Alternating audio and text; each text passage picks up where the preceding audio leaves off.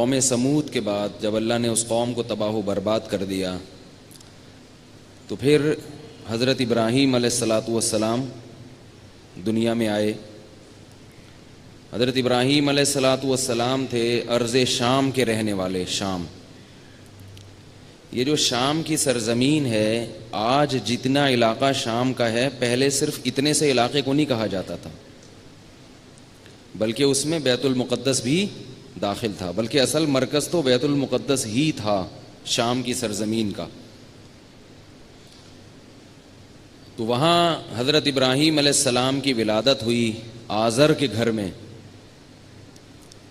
وہ قوم بھی بت پرستی میں مبتلا تھی. حضرت ابراہیم علیہ السلام شروع ہی سے بت پرستی کے خلاف تھے، اور قوم کا اس میں نہ صرف یہ کہ انہوں نے ساتھ نہیں دیا بلکہ بت پرستی کی مخالفت شروع کر دی.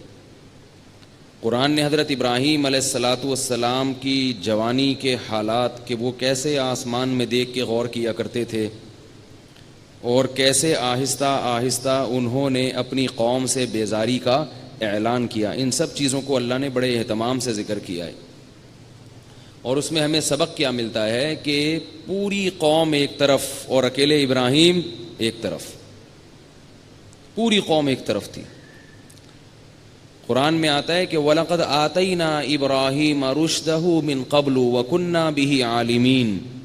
ہم نے ابراہیم کو بچپن ہی سے سیدھا راستہ دکھا دیا تھا اور ہم ان کو جانتے تھے، یعنی وہ اس کے اہل تھے.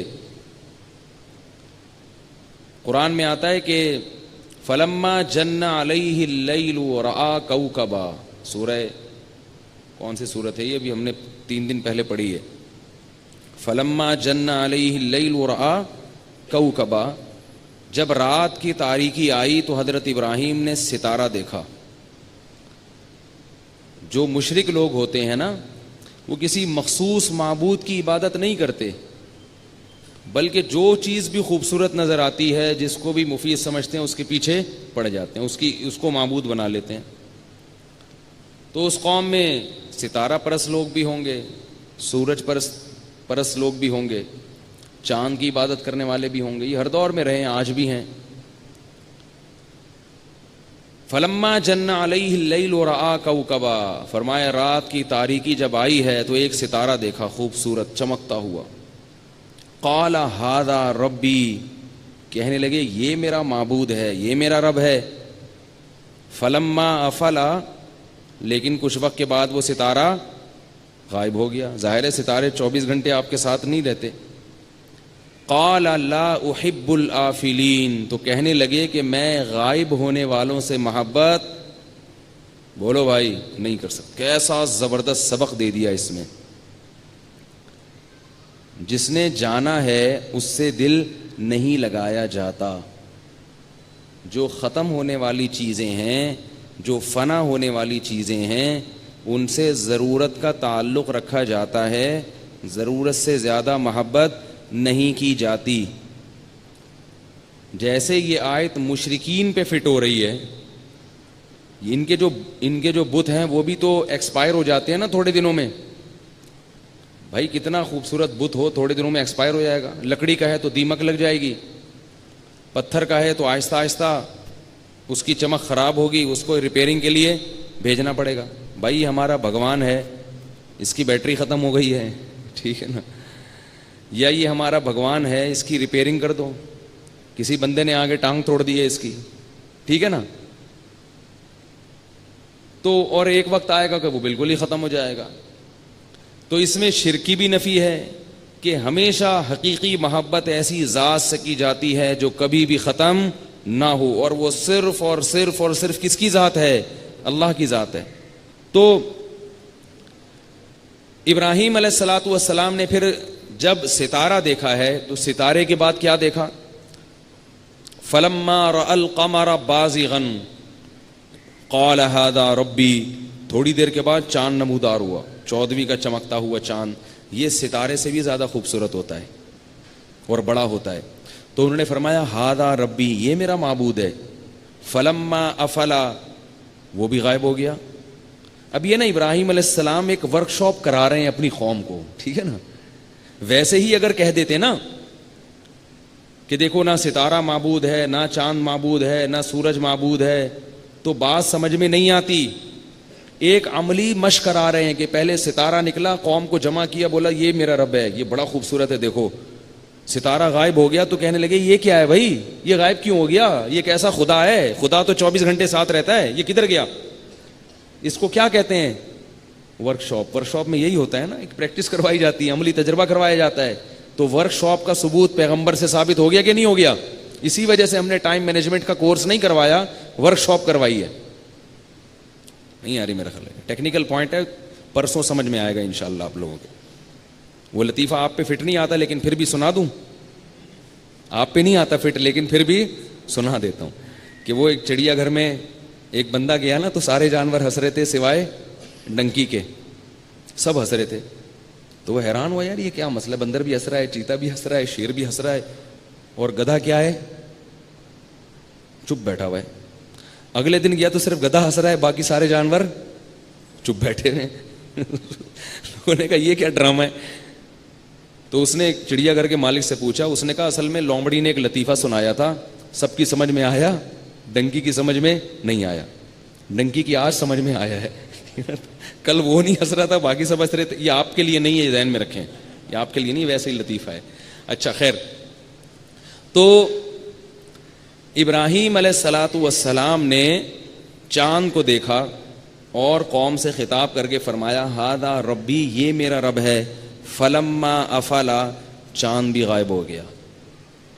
تو پھر اللہ سے دعا مانگ رہے ہیں لئن لم یہدنی ربی لأکونن من القوم الضالین, کہ میرا حقیقی رب اگر مجھے نہیں بتائے گا نا کہ کون ہے رب. کیسا عجیب انداز ہے نا, اگر میرا حقیقی رب مجھے نہیں بتائے گا کہ میرا اصل رب کون ہے تو میں گمراہ ہو جاؤں گا, میں مخلوق کو خدا بنا لوں گا. فلما رأى الشمس بازغۃ, پھر سورج نکلا. سورج کا تو جمال ہی کچھ اور ہے, اس کی تو آپ آنکھیں ٹکا ہی نہیں سکتے اس کو. فلما رأى الشمس بازغۃ قال هذا ربی هذا اکبر, یہ تو بہت بڑا ہے. فلما افلت, لیکن سورج بھی آپ کا ساتھ نہیں دیتا اور بالآخر وہ بھی غروب ہو جاتا ہے. تو پھر قوم سے کہنے لگے یا قوم, فلما افلت قال انی بریء مما تشرکون, اے میری قوم تم جن معبودوں کی عبادت کرتے ہو میں ان سب سے بری ہوں. اور انی وجہت وجہی للذی فطر السماوات والارض حنیفا وما انا من المشرکین, میں اپنے رخ کو پھیر رہا ہوں اس ذات کی طرف جس نے آسمانوں اور زمینوں کو پیدا کیا, اور میں اس ذات کے ساتھ کسی کو شریک کرنے والا نہیں ہوں. تہجد میں جب اٹھے نا تو تہجد کی نماز سے پہلے یہ دعا پڑھنی چاہیے, انی وجہت وجہی للذی, اپنا رخ میں صرف اس ذات کی طرف پھیر رہا ہوں جس نے آسمانوں اور زمینوں کو پیدا کیا اور میں اس کے ساتھ کسی کو شریک نہیں کرتا. تو ہم توحید کا اقرار کرتے ہیں نماز پڑھنے سے پہلے, صرف اسی کی طرف رخ پھیرتے ہیں, اور یہ نہیں کہ ادھر بھی تو ادھر بھی, ایسا نہیں. تو ابراہیم علیہ السلام نے اپنے والد کو بڑی محبت سے سمجھایا. ان کے والد جو تھے بت بنا کے بیچا کرتے تھے. اچھا یہ بات یاد رکھیں, علامہ جلال الدین سیوطی رحمہ اللہ تعالی ایک بہت بڑے محدث گزرے ہیں, انہوں نے یہ بات ذکر کی ہے, یہ دعویٰ کیا ہے کہ آزر جو تھے وہ حضرت ابراہیم کے والد نہیں تھے بلکہ چچا تھے. اسی سے بہت سے لوگ یہ استدلال کرتے ہیں, خاص طور پہ جو گرین چینل والے ہمارے بھائی ہیں, یہ لوگ کیا کہتے ہیں کہ ابراہیم علیہ السلام کے والد جہنم میں نہیں گئے. اور اسی طرح وہ یہ بھی دعویٰ کرتے ہیں کہ محمد صلی اللہ علیہ وسلم کے والدین بھی مسلمان, ابراہیم علیہ السلام کے والد بھی مسلمان. یعنی ان کا یہ دعویٰ ہے کہ پیغمبر کے والد مشرک نہیں ہو سکتے. اور دلیل یہ دیتے ہیں, یہ جو قرآن میں آتا ہے نا کہ ابراہیم علیہ السلام نے اپنے والد سے کہا, تو کہتے ہیں والد سے یہاں کیا مراد ہے, چچا. چچا کو بھی مجازن ابا کہہ دیا جاتا ہے. اور دلیل میں علامہ جلال الدین سیوطی رحمۃ اللہ علیہ کا حوالہ پیش کرتے ہیں کہ انہوں نے بہت ساری روایتیں ذکر کی ہیں اس پر. ان روایتوں میں یہ ثابت کیا ہے کہ آزر جو تھے وہ ابراہیم علیہ السلام کے والد نہیں بلکہ چچا تھے. تو مسئلہ یہ سمجھ لیں کہ یہ بات غلط ہے. آزر ابراہیم علیہ السلام کے والد ہی تھے، چچا نہیں تھے۔ رہا مسئلہ علامہ جلال الدین سیوطی کا، تو علامہ جلال الدین سیوطی ایک اکیلے ہیں جنہوں نے یہ لکھا ہے، باقی لاکھوں نے یہ نہیں لکھا، سب نے ان کو ابا ہی لکھا ہے۔ تو یہ دلیل کا جو ہے نا عجیب ٹیکنیکل اسٹائل ہوتا ہے آج کل، کہ ایک کا حوالہ دیا جا رہا ہے اور باقی جو ساری دنیا دوسری طرف جا رہی ہے اس سے چشم پوشی سے کام لیا جا رہا ہے۔ تو بھئی دنیا میں صرف ایک مفسر یا ایک محدث تو نہیں پیدا ہوئے نا، قرآن کی تفسیریں تو سینکڑوں تفسیریں ہوئی ہیں، درجنوں تفسیریں ہیں، کسی مفسر نے بھی یہ ثابت کرنے کی کوشش نہیں کی۔ دوسری بات یہ ہے کہ حافظ جلال الدین سیوطی نے جو روایتیں ذکر کی ہیں ان میں کوئی بھی صحیح روایت نہیں ہے، کوئی بھی صحیح روایت نہیں، بالکل قریب با موضوع ہیں، من گھڑت روایتیں ہیں۔ اور قرآن میں جو اللہ نے بار بار باپ کا لفظ استعمال کیا ہے حضرت یعنی ابراہیم کے والد کے لیے، تو قرآن کے لفظ کو اپنے ظاہر سے پھیرنا کمزور روایتوں کی بنیاد پر، یہ قرآن میں ایک نوعیت کی تحریف ہے، قرآن میں ایک نوعیت کی تحریف ہے۔ تو قرآن کے جو الفاظ ہیں نا وہ تو تواتر سے ثابت ہوتے ہیں، اس کو اگر ہم اس طرح سے قرآن کی آیتوں کو اپنے ظاہر سے ہٹانا شروع کر دیں پھر تو کہیں کا کچھ ہر آیت مشکوک ہو جائے گی، ہر آیت مشکوک ہو جائے گی۔ بالکل ایسے ہے جیسے یہ جو قرآن میں آتا ہے نا کہ وَرَفَعَ أَبَوَيْهِ عَلَى الْعَرْشِ، یوسف علیہ السلام کے والدین جب آئے تو ان کو تخت پہ بٹھایا اور بھائی سارے سجدے میں گر گئے۔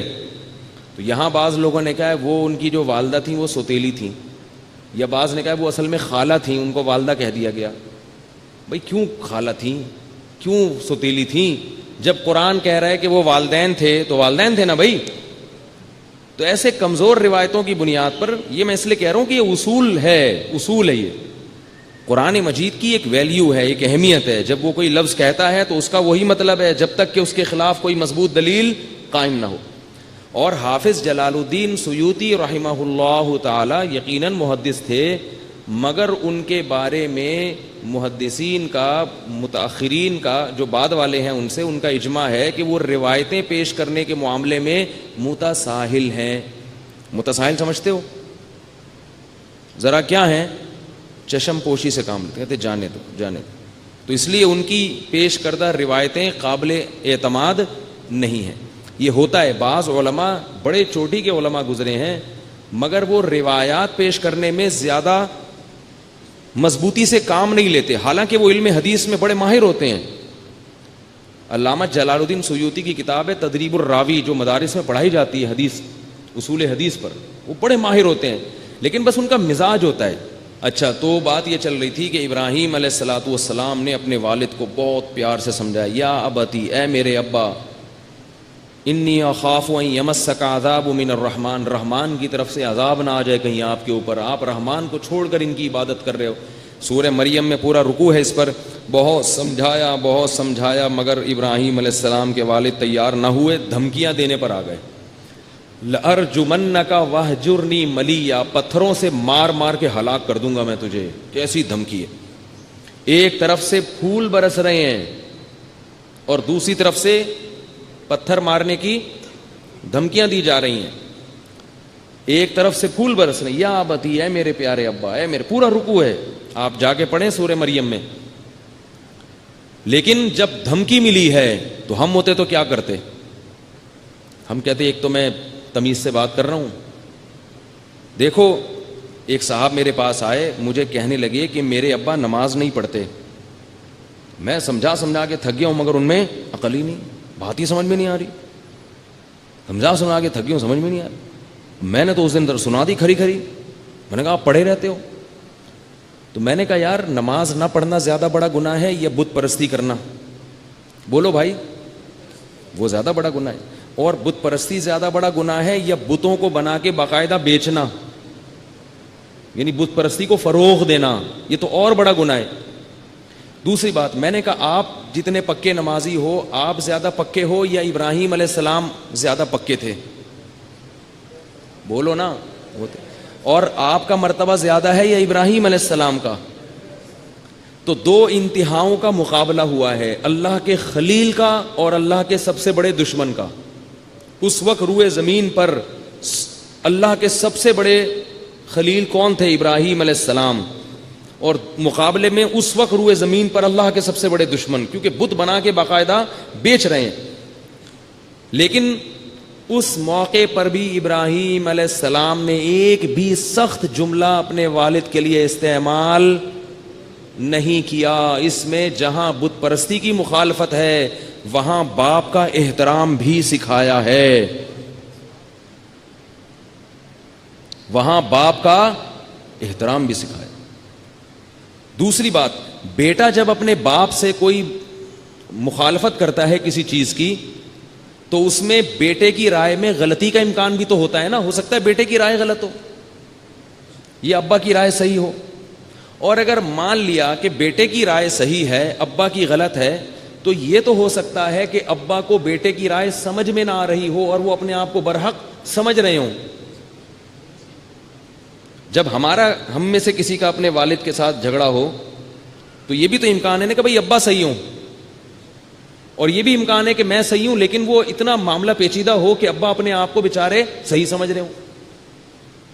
جبکہ ابراہیم علیہ السلام جو بات کر رہے تھے اس میں 100% ابراہیم علیہ السلام حق پر تھے اور ابا 100% غلطی پر تھے، اور سمجھ بھی رہے تھے کہ میں کس پر ہوں؟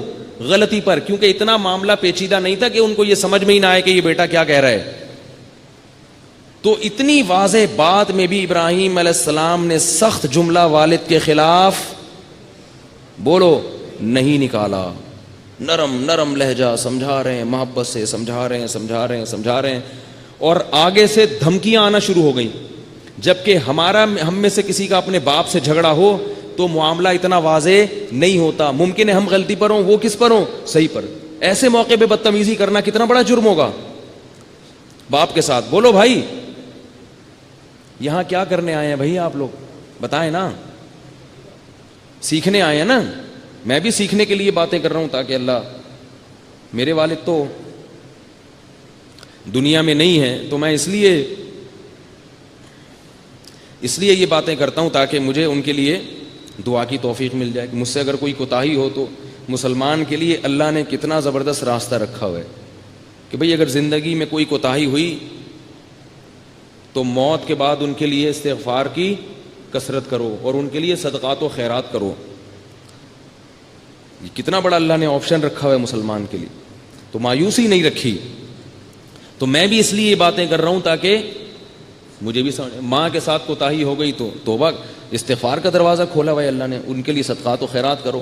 ایصال ثواب میں لوگ قرآن خوانیوں پہ زور لگاتے ہیں زیادہ. یاد رکھو میں اس قرآن خوانی ایصال ثواب کے لیے جائز نہیں ہے. انفرادی طور پہ قرآن پڑھنا جائز ہے، اجتماعی طور پہ لوگوں کو قرآن پڑھنے کے لیے بلانا یہ جائز نہیں ہے. کیونکہ عبادت میں اگر اجتماع ثابت نہ ہو تو پھر اجتماع کرنا یہ بدعت بن جاتا ہے. ایصال ثواب کے لیے اجتماعی قرآن خوانی صحیح نہیں ہے. میں جب ایسی باتیں کرتا ہوں تو بعض لوگ مجھے کہتے ہیں کہ یہ وہ نہیں ہے ٹھیک ہے نا، وہ سمجھتے ہیں. بہت سے کہتے ہیں یہ دیوبندی نہیں ہے، بہت سے کہتے ہیں یہ پنچپیری ہے، بہت سے کہتے ہیں یہ پتہ کیا ہے، بہت سے کہتے ہیں کیا ہے. بہت سے میرے بیان نہیں سننے آتے اس چکر میں. جو مرضی بول دو. آئی بات سمجھ میں؟ میرے اکابر، مجھے ایک دفعہ پنجاب سے کسی نے فون کیا، آپ سنیں کہ آپ تو پتہ نہیں کون سے فرقے میں چلے گئے ہیں، عجیب عجیب سی باتیں کر رہے ہیں آپ، تو آپ ذرا اپنا شجرہ بیان کریں روحانی. میں نے کہا میں حضرت مفتی رشید احمد صاحب رحمہ اللہ کا نالائق شاگرد ہوں. حضرت مفتی رشید احمد صاحب رحمہ اللہ حضرت مولانا عبد الغنی پھول پوری کے خلیفہ تھے اور بہت بڑے خلفاء میں سے ایک تھے. اور حضرت مولانا عبد الغنی پھول پوری مولانا اشرف علی تھانوی کے اجل خلفاء میں سے ایک تھے، بہت بڑے خلفاء میں سے. تو مولانا اشرف علی تھانوی کا تک میں نے سلسلہ پہنچا دیا نا. اب اگر کوئی جو ان کو سمجھتے ہو وہ کیا سمجھو، ہم کو سمجھو، ٹھیک ہے نا. ہم وہی ہیں بھائی. کوئی وہ بھی یہی کہتے تھے، وہ بھی یہی باتیں کرتے تھے جو ہم کر رہے ہیں، لیکن مانتے نہیں ہیں نا لوگ. پبلک کہتی ہے ہم نے ماننا نہیں ہے.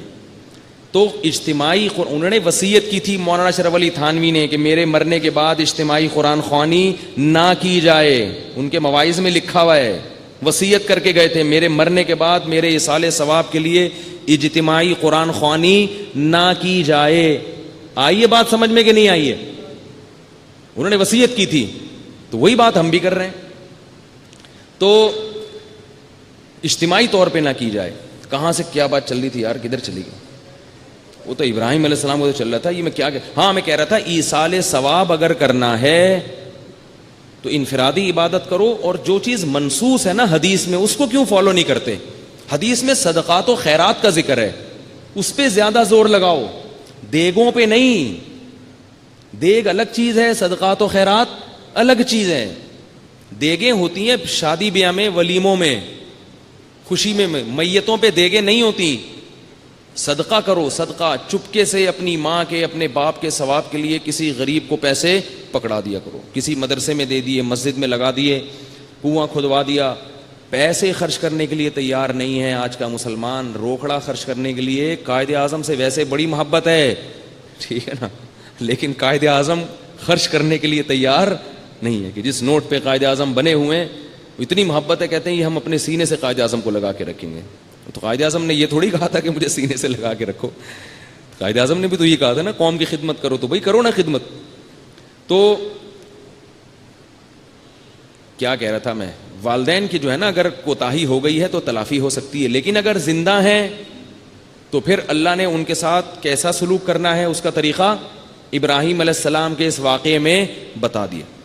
کہ اتنے نیک آدمی ایک طرف اور اس کے مقابلے میں اللہ کے اتنے بڑے دشمن, لیکن چونکہ اس وقت دنیا میں کون ہے, باپ اور بیٹے کا رشتہ ہے, تو اب بیٹا باپ کے سامنے اونچی آواز سے بات نہیں کر سکتا. تو اپنے باپ کا احترام کیا کرو اللہ کے بندے. ایک شخص آیا میرے پاس پہلے, یار میرے ابا بوڑھے ہو گئے ہیں, عجیب الٹی باتیں کرتے ہیں, گالیاں بھی دینا شروع کر دیتے ہیں, اتنی بری گالیاں والدہ کو دیتے ہیں, مجھے بھی دیتے ہیں, یہ کرتے ہیں وہ کرتے ہیں. کیا میں نے کہا بھائی اتنے بڑے ہو گئے, ابا کی عمر کتنی ہے, کہہ رہے 60 سال. میں نے کہا کتنی زندگی رہ گئی ہے, برداشت کر لو یار, اب ان کو سیدھا کرنے کی کوشش کرو گے 60 سال میں. میں نے کہا دے دیتے ہیں تو اب چھوڑ دو. کہہ رہے ہیں یہ تو بری بات ہے. میں نے کہا بری ہے, لیکن اب آپ اس کو صحیح نہیں کر سکتے. ہاں ابا کے ابا زندہ ہوتے نا, وہ آتے میرے پاس, یعنی آپ کے دادا آتے, بولتے میرا 60 سال کا بیٹا ایسے. میں ان کو کہتا لگاؤ ذرا جا کے جانا اس کو. دادا زندہ ہوتے, اس لیے کہتا ہوں جلدی شادیاں کرو اللہ کے بندو, دادا بن جایا کرو جلدی عمر میں. دادا کا اپنا مزہ ہے, خدا کی قسم. باپ بننے کا وہ مزہ نہیں جو دادا کا مزہ ہے. باپ بننے میں نقصان ہے, خود پالنا پڑتا ہے بچہ, اور دادا بننے میں فائدہ ہے کہ بچہ آپ کا ہے, پالے گا کون, اس کا باپ پالے گا. فری کے مزے ہیں دادا کے. بچوں سے دادا کو جتنی محبت ہوتی ہے باپ کو تھوڑی ہوتی ہے. نانا کو, دادا کو جو اپنے نواسوں سے پوتوں سے محبت ہوتی ہے وہ باپ کو نہیں ہو سکتی. تو دادا اور نانا کی آنکھوں کی ٹھنڈک ہے, گوروں کے پاس یہ چیزیں نہیں ہیں. وہ ان کی عورتیں, بوڑھی عورتیں گڑیاؤں سے کھیلتی ہیں, گڑیاؤں سے, کتوں سے کھیلتی ہیں. ہمارے ہاں ماشاءاللہ ہمارے نانا تھے, اتنے سارے پوتے نواسے ان کی گود میں آگے بیٹھتے تھے, ایسے خوش ہوتے تھے. اور جہاں کسی بچے نے پیشاب کیا فوراً پکڑا دیا, یہ لو اس کو. اب دیکھو ذمہ داری نہیں لیتے دادا نانا, کہتے پیشاب کیا اس کو بیٹے کو پکڑا دیا, چل بھائی اس کو لے کے جا. بیمار ہو گیا, چل بھائی اس کو ہاسپٹل لے کے جا. تو دادا کو فری کے مزے ملتے ہیں, تو اس لیے جلدی دادا بن جاؤ. آپ کوشش کرو گے کہ نہیں کرو گے؟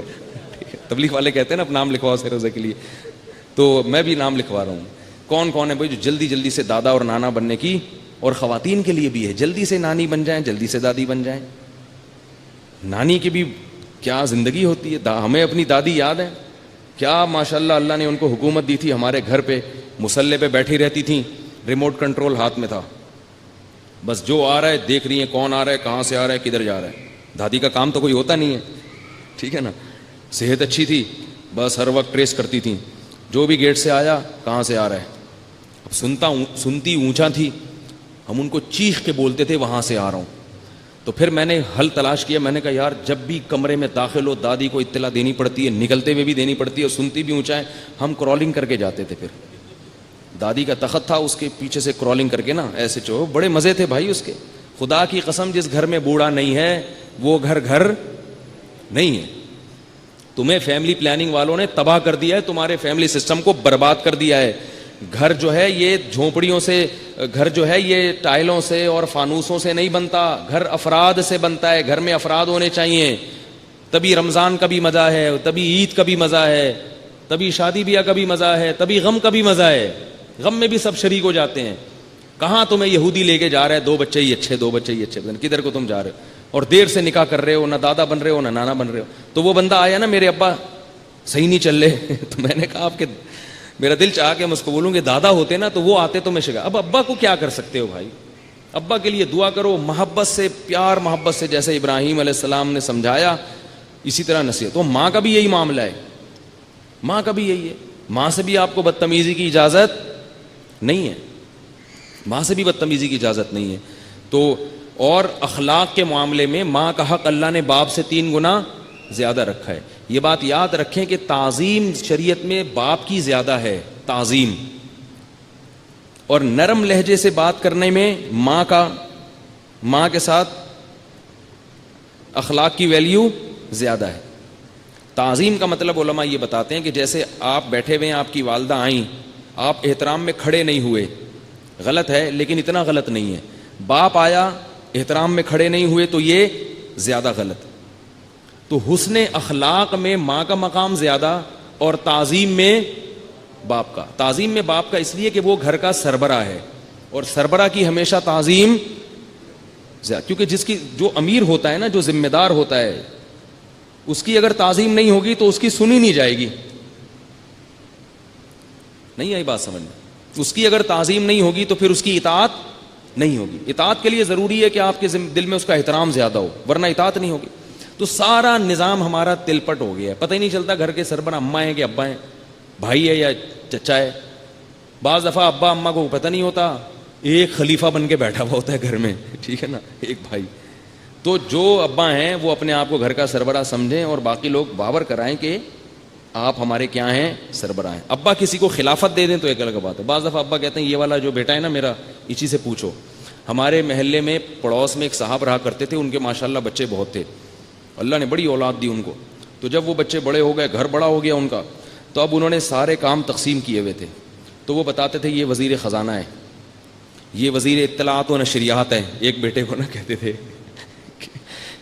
کوئی بھی گھر میں شادی بیاہ غم ہو تو اطلاع کون دے گا, یہ وزیر اطلاعات و نشریات, یہ وزیر خزانہ ہے. ایسے سارے وزارتیں انہوں نے بانٹی ہوئی تھی.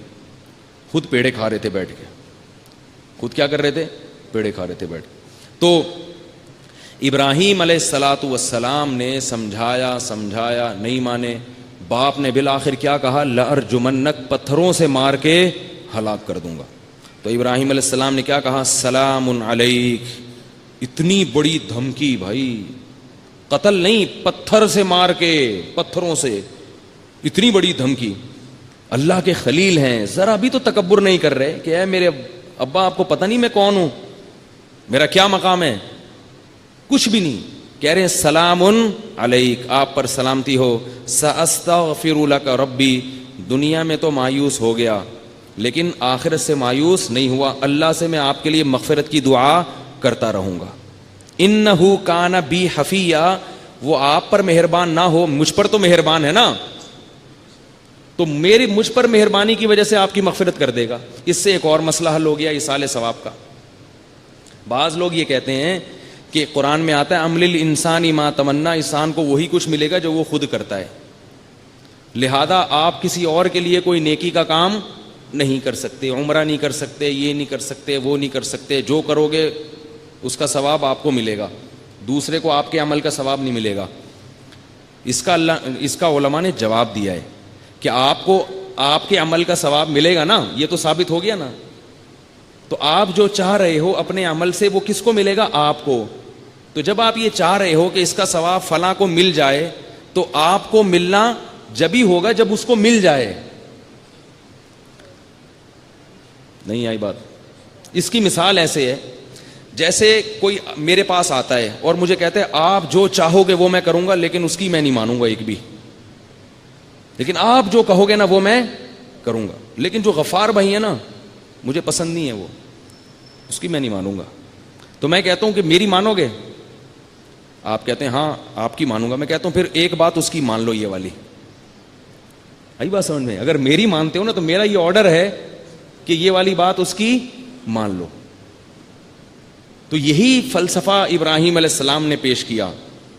تو اسی وجہ سے قرآن جو کہہ رہے ہیں نا کہ انسان کو وہی ملے گا جو وہ کر رہا ہے, تو ہم یہ کر رہے ہیں کہ اللہ ہم چاہ رہے ہیں کہ اللہ یہ ہمارے ابا کو اس کا ثواب مل جائے, تو ہم جو کر رہے ہیں ہمیں وہ ملے گا نا. تو ہمارا ملنا کیا ہے کہ ہمارے ابا کو مل جائے. لیکن پھر بتا دوں ایصال ثواب میں جو منصوص ہے وہ کیا ہے, صدقات و خیرات. صدقہ خیرات پر زیادہ زور لگایا کرو. خیر, تو ابراہیم علیہ السلام نے کیا کہا کہ آپ پر مہربان نہیں ہے لیکن مجھ پر تو ہے, تو میں اللہ کے جو مجھ پہ رحمتیں ہیں وہ میں آپ کے حق میں کیش کراؤں گا. لیکن اللہ نے پھر قاعدہ بیان کر دیا کہ یہ صرف مسلمان کے حق میں تو ہو سکتا ہے, مشرک کے حق میں یہ قاعدہ نہیں ہے. ہم پر جو اللہ کی رحمتیں ہیں وہ رحمتیں ہم کسی دوسرے مسلمان کے حق میں تو کیش کرا سکتے ہیں, غیر مسلم کے حق میں کیش نہیں کرا سکتے. جیسے کوئی مسلمان ہے جس کو عذاب قبر ہو رہا ہو اور وہ بخشش کے لائق نہیں ہے, لیکن اگر اس کے لواحقین میں کوئی اس کے لیے خوب مغفرت کی دعا کرے, کوئی نیک پرہیزگار آدمی, تو اللہ کو اس پہ ترس تو نہیں آ رہا لیکن اس پہ تو ترس آئے گا نا, تو اللہ اس کی وجہ سے اس کی مغفرت کر دیتے ہیں. یہ تو ثابت ہے حدیث سے. مسلمان بالآخر ایک نہ ایک دن جہنم کی آگ سے نکلیں گے, اپنی حرکتوں کی وجہ سے تھوڑی نکلیں گے. وہ کیوں نکلیں گے؟ نبی صلی اللہ علیہ وسلم سفارش کریں گے. تو اللہ کو اپنے حبیب سے محبت ہے, تو ان کی محبت کی وجہ سے جو جہنم میں جائیں گے ان کا بھی کیا ہو جائے گا؟ بیڑا پار ہو جائے گا. اب اس سے آپ لوگ خوش ہو رہے ہوں گے چلو نکل جائیں گے تو چلے جائیں جہنم میں. تو جہنم میں تھوڑے دن بھی, وہاں کا تھوڑا بھی بہت ہے بھائی. پاگل جیسے کہتے ہیں نا, تھوڑا بھی بہت ہوتا ہے, کہتے ہیں نا. وہ ایک آدمی ہے نا, اس نے کہا یہ تھوڑا سا پاگل ہے, اس نے کہا یہ تھوڑا سا نہیں ہے, جو تھوڑا سا ہے وہ بہت پاگل ہے, کبھی بھی کچھ کر سکتا ہے. جہنم کی آگ بڑی سخت ہے اور اس کی تھوڑی مدت بھی بہت زیادہ ہے, اس لیے دور رہنا چاہیے. تو اللہ نے ایک رحمت رکھی ہے کہ بالآخر ایمان والے توحید پرست ایک نہ ایک دن نکل جائیں گے. لیکن جو مشرک ہے, چاہے وہ نبی کے نام پہ کچھ بھی کر لے, وہ جہنم کی آگ سے نہیں نکلے گا. یہ اللہ کا فیصلہ ہے. تو ابراہیم علیہ الصلاۃ والسلام نے جب دھمکی ملی ہے تو کیا فرمایا؟ سأستغفر لک ربی انہ کان بی حفیہ, میرا رب مجھ پر مہربان ہے تو میں آپ کے لیے مغفرت کی دعا کروں گا. اب ابراہیم علیہ السلام نے چونکہ اللہ سے باپ سے وعدہ کیا تھا تو مغفرت کی دعا مانگ لی. اللہ نے پھر کیا کر دی؟ پابندی لگا دی کہ مشرک کے لیے آپ کو مغفرت کی دعا کی اجازت نہیں ہے. لیکن پھر ایک اور سبق ملتا ہے کہ باپ نے پھر ابراہیم علیہ السلام سے کہا وہجرنی ملیہ, مجھے چھوڑ دو. پھر ابراہیم علیہ السلام نے اس قوم کو چھوڑ کر ہجرت کی ہے, کیونکہ وہاں رہنا ابراہیم علیہ السلام کے لیے ممکن نہیں تھا. اس سے یہ پتہ چلتا ہے کہ باپ میں اور بیٹے میں بہت زیادہ اختلافات اگر ہو رہے ہوں اور اتنی نوعیت کے ہو گئے ہوں کہ باپ تو دین پہ نہیں آ رہا لیکن اس گھر میں رہ کر بیٹے کے لیے اپنا دین بچانا مشکل ہو گیا ہے, تو پھر بیٹے کو چاہیے کہ وہ گھر چھوڑ دے لیکن باپ سے حتی الامکان رابطہ رکھے. ہمارے پاس ایسے کیس آتے ہیں, بنتی نہیں, تو ہم پھر کہتے ہیں بھائی الگ ہو جاؤ, کیونکہ آپس میں اتنا ایک دوسرے کا سر پھٹولنا برداشت ابراہیم علیہ السلام جیسی برداشت بھی تو نہیں ہے نا. تو بڑی مصیبت سے بچنے کے لیے کیا کہا جاتا ہے؟ چھوٹی مصیبت کو اختیار کر لو. بعض دفعہ باپ بیٹوں میں ایسی چپکلش ہوتی ہے کہ وہ جو ہے نا وہ بنتی نہیں ہے, اور بعض دفعہ باپ کی طرف سے بھی بڑی زیادتی ہوتی ہے.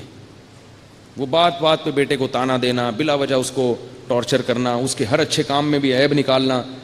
تو پھر وہ توقع یہ رکھتے ہیں بیٹے سے کہ بیٹا جو ہے نا وہ ویسے ہی چلے جیسے ابراہیم علیہ السلام چل رہے تھے. چلنا تو ویسے ہی چاہیے, ہمارے پاس آئے گا ہم تو یہی کہیں گے بھائی جیسا مرضی باپ ظلم کر رہا ہے برداشت کرو. لیکن ماحول ایسا ہے کہ آج کل لوگوں میں قوت برداشت ختم ہو گئی, اس لیے ہم باپوں کو بھی کہتے ہیں کہ بھائی ذرا ہاتھ ہلکا رکھو, کیا کرو, ذرا محبت سے پیش آؤ, تھوڑا سا برداشت والی پالیسی اختیار کرو. تمہارا ہی بچہ ہے, بھاگ جائے گا تو کہاں سے لے کر آؤ گے؟ ایک تو ہوتے ہی ایک دو ہیں آج کل, وہ بھی بھاگ گیا, ٹھیک ہے نا, مسئلہ خراب نہیں ہو جائے گا. تو اس لیے ایسا نہ ہو کہ کوئی ابا یہاں بیٹھے ہوں تو ابراہیم علیہ السلام کا واقعہ سن کے اب جا کے بیٹے کو دھمکیاں دینا شروع کریں, تجھے تو پتھروں سے مال کے ہلاک کروں گا, تو نکل یہاں سے. تو وہ نتیجہ یہ نکلے گا کہ وہ بہت مشکل ہے کہ اس زمانے میں چل پڑے. تو تھوڑا سا کمپرومائز بولو نا بھائی کرنا چاہیے. گھر جوڑنے کے لیے تھوڑا سا ابا کو بھی ہاتھ ہلکا رکھنا چاہیے. ایک صاحب نے کیا کیا, کھلے عام اپنے بیٹے کو جا کے نا سب دوستوں کے سامنے کھینچ کے تھپڑ لگایا. وہ بیٹا اکڑ گیا, وہ میں یوں کر دوں گا, میں یوں کر دوں گا, ابا نے میری بےزتی کی ہے. تو ہم نے بیٹے کو سمجھایا بھائی آپ غلط کر رہے ہو, ابا نے اگر مار دیا کوئی بات نہیں یار, برداشت کر لو. لیکن ہمیں یہ احساس ہوا کہ اس زمانے میں باپ کو ایسا نہیں کرنا. جوان بیٹے کو سب کے سامنے مارنا, اس سے بیٹا باغی ہو جاتا ہے, اس لیے مناسب نہیں ہے. ہاں بعض اہل ظرف ہوتے ہیں بیٹوں میں جو سب کے سامنے بھی مار کھا لیتے ہیں, ہمارے قریبی رشتہ دار ہیں, کیپٹن بن گئے تھے, وہ دوستوں میں بیٹھے ہوئے تھے, ان کے ابا نے آ کے بھری محفل میں زور سے ایک تھپڑ لگایا ان دوستوں کے سامنے, ایک لفظ انہوں نے زبان سے نہیں نکالا, 2 آنسو ٹپکے, کچھ بھی نہیں کہا. کیوں نہیں کہا؟ کہ بھائی باپ ہے یار, ورنہ آج جوان آدمی کتنی بے عزتی محسوس کرتا ہے نا اس میں. تو اس لیے بھائی باپوں کا احترام سیکھو, اس سے اللہ دنیا بھی سنوارے گا اور آخرت. ماں کا بھی احترام اور باپ کا بھی احترام. ماں باپ کی خدمت کرنے سے آخرت بعد میں ملتی ہے, دنیا پہلے ملتی ہے. حدیث سے ثابت ہے یہ, دنیا بھی سنور جاتی ہے. اور جس نے اپنی ماں کو ستایا یا باپ کو ستایا, یہ لکھ کے لے لو, اللہ اس کو دنیا میں بھی پنپنے نہیں دیتے, زندگی برباد ہو جاتی ہے, اس کی سکون چھن جاتا ہے اس کی زندگی. اس لیے بڑا بہت اہم مسئلہ ہے, قرآن نے بڑے اہتمام سے بیان کیا اس کو پلے باندھ لو اپنے. اور اگر کبھی غلطی ہو جائے تو وہ استغفار کر لو اللہ تعالیٰ سے, صحیح ہے نا. تو جلدی سے میں واقعہ مکمل کرتا ہوں. تو پھر کیا ہوا کہ ابراہیم علیہ السلام جو تھے وہ قوم کو بولتے رہتے تھے یہ بتوں کی عبادت چھوڑ دو چھوڑ دو چھوڑ دو, برے ہیں یہ کیا کر سکتے ہیں. ایک دن کیا ہوا کہ اس قوم نے کہیں, ان کا کوئی عید تھی جس میں وہ ساری قوم نے کہیں جانا تھا, تو انہوں نے ابراہیم علیہ السلام کو بھی کہا کہ چلو. اب ابراہیم علیہ السلام اگر نہیں جاتے تو بڑا مسئلہ تھا. یہ ایسا ہی ہے جیسے آپ کے رشتہ داروں کی شادی ہو رہی ہے, مکس گیدرنگ ہے, گانے بجانے ہیں, اور آپ نہیں جائیں اس میں, کتنی مصیبت ہے. لیکن جانا جائز نہیں ہے. ابراہیم علیہ السلام نے سوچا کہ ایک تو یہ غلط جگہ پہ جا رہے ہیں, دوسرا یہ ہے کہ مجھے موقع مل جائے گا پیچھے کام کرنے کا. تو انہوں نے یہ بہانہ بنایا, انی سقیم, میں کیا ہوں, بیمار ہوں. فنظر نظرۃ فی النجوم, ستاروں کی طرف دیکھا اور کہا کہ میں بیمار ہوں. ستاروں میں کچھ بھی نہیں ہے, بیماری سے کوئی تعلق نہیں, لیکن ان لوگوں کو یقین دلانے کے لیے نا, کہ وہ ستاروں پہ ایمان رکھتے تھے. اور کہا کہ میں کیا ہوں, بیمار. یہ جھوٹ نہیں تھا, اس لیے کہ میں گویا روحانی طور پہ بیمار ہوں, تمہاری ان برائیوں کو دیکھ دیکھ کے ذہنی طور پر ڈسٹرب ہوں میں. تو یہ جھوٹ نہیں تھا. تو ایسا گول مول توریہ کرنا نا مشکل کے موقع پہ جائز ہے. ہماری زبان میں ہم لوگ اس کو کیا کہتے ہیں, ٹوپی کرانا. آپ کوئی مسئلے میں پھنس گئے, ایک بڑی سی ٹوپی لیں, اس کے سر پہ پہنائیں جو اس کی آنکھوں پہ بھی آ جائے اور کان بھی کور کر لے, اور پھر جہاں چاہیں نکل جائیں, ٹھیک ہے نا. تو میں لوگوں سے کہتا ہوں بھائی پھنس جاؤ نا تو ذرا گول مول بات کرو یار, کام چلاؤ. تو ابراہیم علیہ السلام نے توریہ کیا, اس کو عربی میں کہتے ہیں توریہ, کہ آپ کی بات کا مطلب کچھ اور, ان کی بات کا مطلب کچھ اور. پھر جب قوم چلی گئی, واپس آئے, تو ابراہیم علیہ السلام نے وہ مندر میں جو بت رکھے ہوئے تھے, کسی کی ناک توڑ دی, کسی کے کان توڑ دی, سب کو ٹنڈا لنجا منڈا بنا دیا. سب کوئی ٹنڈا ہے تو کوئی لنجا ہے, سارے ٹیڑے میڑے نا عجیب سی شکلیں کر دی. اور جو سب سے بڑا بت تھا نا اس کو کچھ نہیں کیا, اس کے کندھے پہ لا کے کلہاڑا رکھ دیا, اس کے کندھے پہ لا کے کلہاڑا. اب جب وہ آئے ہیں واپس عبادت کرنے کے لیے, اپنے خداؤں کا حال دیکھا, بھائی یہ کیا یار, وہ لنگڑا ہو گیا, اس کے بازو نہیں ہے, اس کے کان کٹا, وہ نک کٹا, عجیب سی شکلیں ان کی. ایسے خدا کی تو عبادت کرنے کا دل ہی نہیں چاہے گا جس میں خوبصورتی نہ ہو. تو قالوا من فعل هذا بآلهتنا انه لمن الظالمین, کون ہے جس نے ہمارے خداؤں کے ساتھ یہ کیا, بڑا ظالم ہے. تو لوگ کہنے لگے سمعنا فتى یذکرہم, ایک نوجوان ہے. اس سے پتہ چلتا ہے کہ جتنے انقلابی کام ہے نا وہ جوانی میں ہو جاتے ہیں, بڑھاپوں کا انتظار مت کیا کرو. سمعنا فتى, ایک جوان ہے, یذکرہم, جو اکثر ان کا برا تذکرہ کرتا رہتا ہے, یقال لہ ابراہیم, جس کا نام کیا ہے, ابراہیم. پبلک نے کیا کہا, فاتوا بہ علی اعین الناس, سب کے سامنے لے کر آؤ, سب کے سامنے وہ جرم کا اقرار کرے گا اور اس کو سزا ملے گی. اللہ تو چاہ رہے تھے کہ سب کے سامنے ہی یہ بات ہو, تاکہ ابراہیم علیہ السلام کی تقریر سب سن لیں ایک دفعہ. جب کوئی دین کی دعوت کے لیے کھڑا ہوتا ہے اور مخلص ہو, تو اللہ کسی نہ کسی طریقے سے اس کی اخلاص کی آواز دنیا کے کانوں تک پہنچا دیتے ہیں. لیکن اس میں اپنا ہر ایک کے لیے حصہ ڈالنا ضروری ہے, اللہ پہ نہ چھوڑیں, ہمارا جتنا فرض بنتا ہے وہ پہلے اپنا کردار ادا کریں. تو ابراہیم علیہ السلام کو لایا گیا, پوچھا گیا انت فعلت ھذا بآلہتنا یا ابراہیم, اے ابراہیم کیا تو نے کیا یہ؟ ابراہیم علیہ السلام فرمایا بل فعلہ کبیرہم ھذا, فرمایا بلکہ اس نے کیا, یہ جو ہے نا بڑا والا. ایسے مجھے وہ نا ایسے موقع پہ, میرا چھوٹا بیٹا ہے تو اس نے کوئی غلطی کہیں کسی نے کچھ کی, تو میں نے کہا کس نے کی ہے, ایسے اشارہ کر رہا ہے, اشارہ یوں کر رہا ہے تاکہ اس کو پتہ نہ چلے کہ میں اس کی طرف اشارہ کر رہا ہوں. 4 سال کا بچہ نا, تو مجھے یوں کر رہا ہے. مجھے بڑی ہنسی آئی نا اس کی حرکت پہ کہ اپنی بلی کس پہ ڈال رہا ہے, اپنا جرم اس پہ ڈال رہا ہے, اور ایسے طریقے سے اس کو پتہ نہ چلے. تو بچے اشارتیں بہت کرتے ہیں, ایسے یوں کر کے, یوں ایسے کر کے. تو مجھے وہ بالکل وہ واقعہ یاد آتا ہے کہ جب ابراہیم علیہ السلام سے انہوں نے پوچھا ہوگا کس نے کیا یہ, تو ابراہیم علیہ السلام نے کیا فرمایا, یہ جو ہے نا بڑا, یہ جو مسٹنڈا مسکرا رہا ہے یہاں کندھے پہ کلاڑا رکھ کے آ رہا, اس کو کچھ بھی نہیں ہوا, اسی نے کیا ہے. تو یہ بھی جھوٹ نہیں ہے, اس لیے کہ بعض دفعہ بات اتنی واضح ہوتی ہے, بھئی سب کو پتا ہے کہ یہ اس نے یہ نہیں کر سکتا. تو مطلب یہ ہے کہ پھر جب یہ نہیں کر سکتا, تو جب یہ کسی کا ہاتھ پاؤں نہیں کاٹ سکتا, تو یہ کیا تمہاری بگڑی بنائے گا. تو اس میں جھوٹ کچھ نہیں ہے. جھوٹ وہ, اسی سے یہ بھی پتہ چلتا ہے کہ ہمارے اکابر کی کتابوں میں بعض فرضی واقعات لکھے ہوئے ہیں. تو بعض لوگ اعتراض کرتے ہیں یہ جھوٹے قصے ہیں اور یہ جائز نہیں ہے. تو بھائی وہ حکایت یا وہ کہانی جس کے بارے میں پتہ ہو کہ فرضی ہے, اس کو بیان کرنا جھوٹ نہیں ہے. جھوٹ وہ واقعہ ہے کہ جس کو لوگ بیان کرنے والا سچ کہہ کے بیان کرے, حالانکہ حقیقت میں وہ سچ نہ ہو. تو ایسے بہت سے لطیفے ہوتے ہیں, حکایتیں ہوتی ہیں جو جھوٹے ہوتے ہیں اور سب ان کو جھوٹ سمجھ رہے ہوتے ہیں. یہ جو حدیث میں آتا ہے نا, جس نے لوگوں کو ہنسانے کے لیے جھوٹ بولا وہ بھی جھوٹا ہے. اس سے وہ جھوٹ مراد ہو جو ہو جھوٹ لیکن لوگ اس کو سچ سمجھ رہے ہوں, کیونکہ اس میں دھوکہ ہے.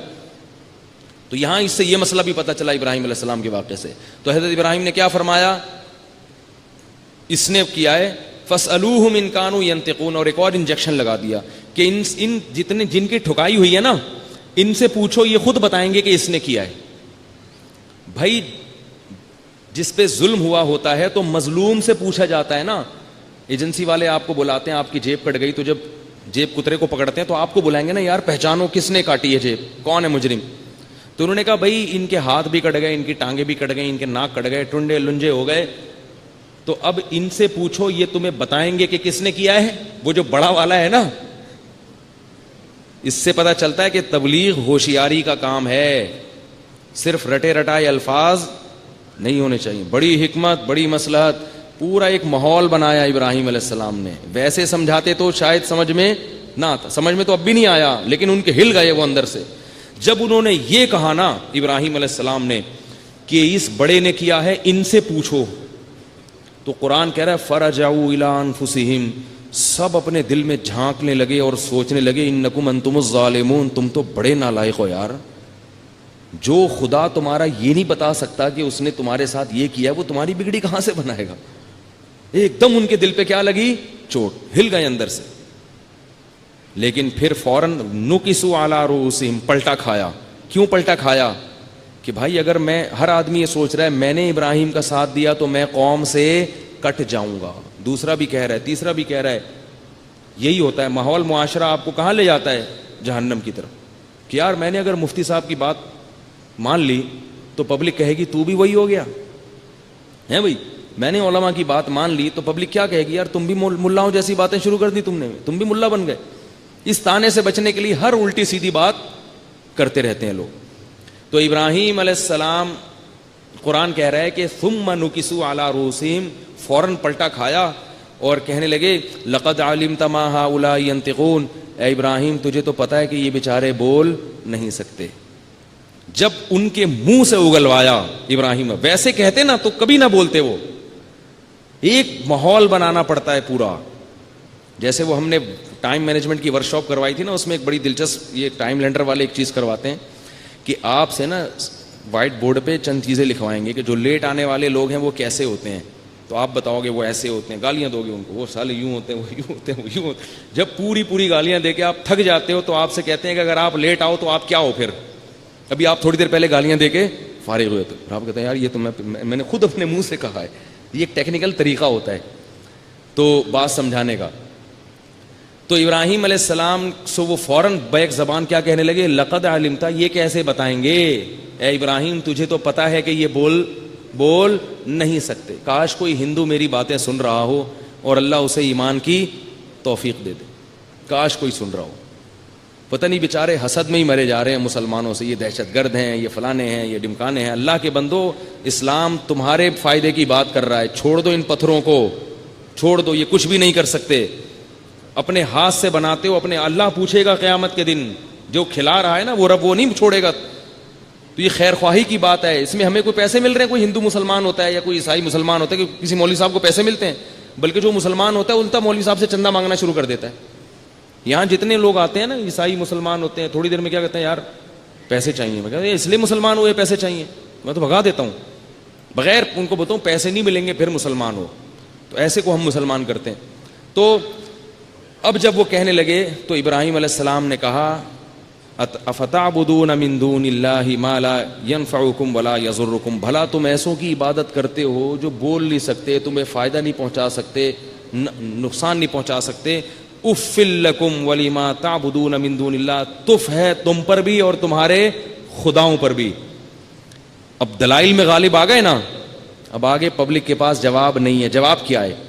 قالوا حرقوہ، سب نے کہا ابراہیم کو آگ میں ڈال دو. وانصروا آلہتکم، اور اپنے خداؤں کی مدد کرو. حالانکہ خدا مخلوق کی مدد کے لیے ہوتا ہے، مخلوق خدا کی مدد کے لیے کیسے کنفیوز ہو گئے نا. جب بحث ہو رہی ہو نا اور حق غالب آ رہا ہو تو جو حق پر نہیں ہوتا نا وہ بیچارہ اسی طرح سے کنفیوز ہو کے ادھر ادھر کی پھینکنا شروع کر دیتا ہے. ہر اگلی بات پہلے سے زیادہ حماقت پر مبنی ہوتی ہے. تو وہ کہنے لگے حرقوہ، اس کو جلاؤ. وانصروا آلہتکم، اور اپنے خداؤں کی مدد کرو. ان کنتم فاعلین، اگر کچھ کرنا ہے، ورنہ ہمارے معبودوں کے ساتھ، ہمارے رب کے ساتھ ایسا ہوتا رہے گا، ان کی عزتیں محفوظ نہیں ہوں گی. آج تو ان کے ہاتھ ٹوٹے ہیں، کل ان کی عزت پہ بھی ڈاکہ پڑ سکتا ہے، کل کوئی ان کی پینٹ بھی اتار سکتا ہے ان بتوں کی، کچھ بھی ہو سکتا ہے ان کے ساتھ. بچاؤ ان کو، بچاؤ. اور پھر جمع کر کے نا پوری قوم نے تماشا دیکھا اور ابراہیم علیہ السلام کو آگ میں ڈال دیا گیا. اللہ فرماتے ہیں قلنا یا نار کونی بردن وسلاما علی ابراہیم، اے آگ ابراہیم پر ٹھنڈی ہو جا اور سلامتی والی ہو جا. اتنی ٹھنڈی نہ ہو کہ ٹھنڈک سے اس کو جو ہے وہ پریشان کر دے، سلامتی والی ہو جا. اتنا بڑا معجزہ اللہ نے اس قوم کو دکھایا کہ جلتے رہے آگ کے اندر مگر آگ نے ان کا بال بھی بیکا نہیں کیا. قوم جب اس سے عاجز آ گئی تو ان کا پیچھا قوم نے چھوڑ دیا، لیکن اسلام قبول نہیں کیا. کیسے سخت ماحول خراب کرتا ہے، بار بار میں بتا رہا ہوں ماحول. تو ابراہیم علیہ السلام نے صرف ان کے بھانجے لوط علیہ السلام ایمان لائے تھے ابراہیم علیہ السلام.